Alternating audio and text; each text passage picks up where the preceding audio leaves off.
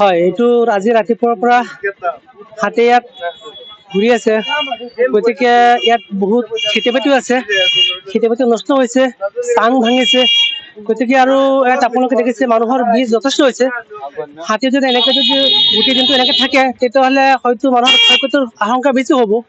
গতিকে ইতিমধ্যে বন বিভাগৰ মানুহ আহি পেলাই উপস্থিত হৈছে। তেখেতসকলক এটি অনুৰোধ কৰিম, তেওঁলোকে যাতে অতি সোনকালে এই হাতীটো এবাৰ খেতি পঠিয়াই। অন্যথা মানুহৰ বিপদ হোৱাৰ আশংকা খুব বেছি। নাই, আগতে তেনেকুৱা হাতী অহা নাছিলে। আজি প্ৰথমবাৰৰ কাৰণে এনেকুৱা হাতী আহিছে। গতিকে সেইকাৰণে মানুহৰ বেছি ভিৰ পৰিলক্ষিত হৈছে দেখিছো। হয়, এইটো আজি ৰাতিপুৱাৰ পৰা হাতী ইয়াত ঘূৰি আছে। গতিকে ইয়াত বহুত খেতি-বাতিও আছে। খেতি-বাতি নষ্ট হৈছে, চাং ভাঙিছে। গতিকে আৰু ইয়াত আপোনালোকে দেখিছে মানুহৰ ভিৰ যথেষ্ট হৈছে। হাতী যদি গোটেই দিনটো এনেকে থাকে, তেতিয়াহ'লে হয়তো মানুহৰ ক্ষয়ক্ষতিৰ আশংকা বেছি হ'ব।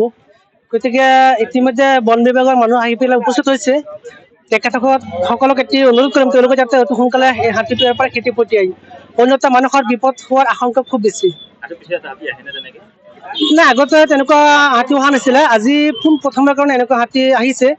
গতিকে সেইকাৰণে মানুহৰ বেছি ভিৰ পৰিলক্ষিত হৈছে দেখিছো।